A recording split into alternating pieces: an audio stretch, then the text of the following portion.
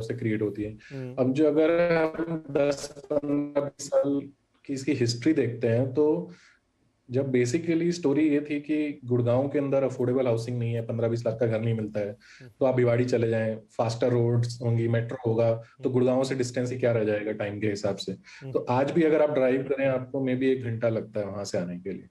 However reality ये है कि गुड़गांव के अंदर अफोर्डेबल हाउसिंग स्कीम आई, शहर के अंदर ही सस्ते घर बनना शुरू हो गए। उसके अलावा गुड़गांव में और बहुत सारी लैंड रिलीज हुई, बहुत नए प्रोजेक्ट्स आए, और भिवाड़ी जो है कैचअप नहीं कर पाया। और वैसे भी मैन्युफैक्चरिंग बेसिस पे जहां जहां भी रियल एस्टेट को इस हिसाब से बनाया गया कि वो इन्वेस्टमेंट कैटेगरी होगी, ओके, वो नहीं हो पाया।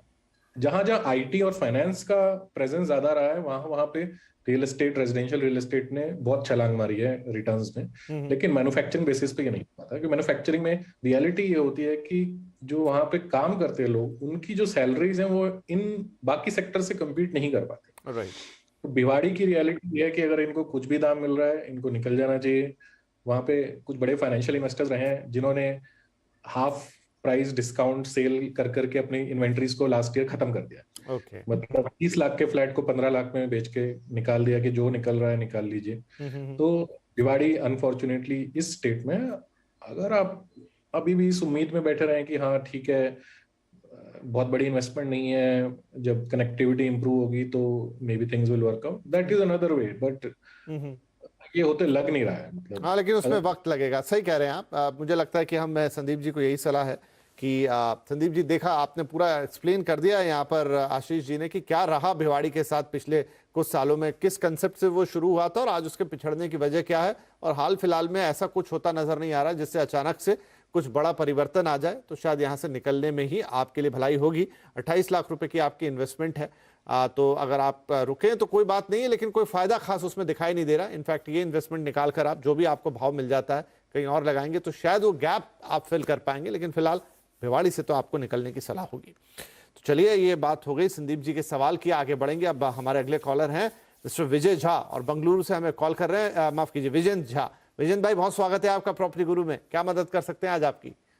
नमस्ते विपिन सर। नमस्ते। तो मैं एक बेंगलुरु के इलेक्ट्रॉनिक सिटी एरिया में रेसिडेंशियल प्लॉट देख रहा हूँ। ओके। और एक प्रोजेक्ट भी मैंने देखा है मार्केट ईडन फील्ड।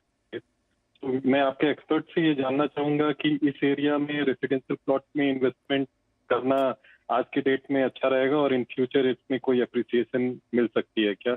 और यदि कोई दूसरा प्रोजेक्ट इस एरिया में आपके एक्सपर्ट सजेस्ट करना चाहें?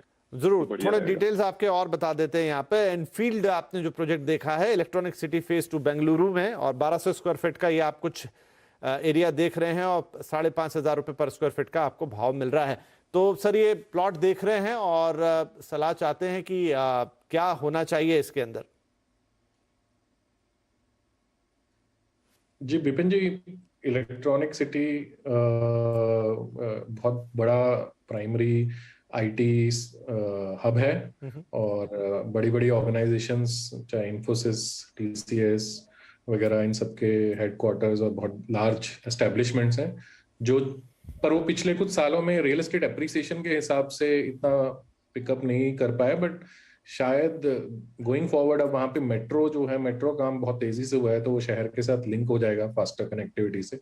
एक वो पॉजिटिव दिख रहा है। होसूर, जो ये होसूर रोड पे पड़ता है भाई, होसूर ऐसे तमिलनाडु में, तो होसूर में एक एयरपोर्ट है जिसकी हर थोड़े दिन में ये बात आती है कि वो एयरपोर्ट कमर्शलाइज कर दिया जाए, बिकॉज इलेक्ट्रॉनिक सिटी से अगर किसी को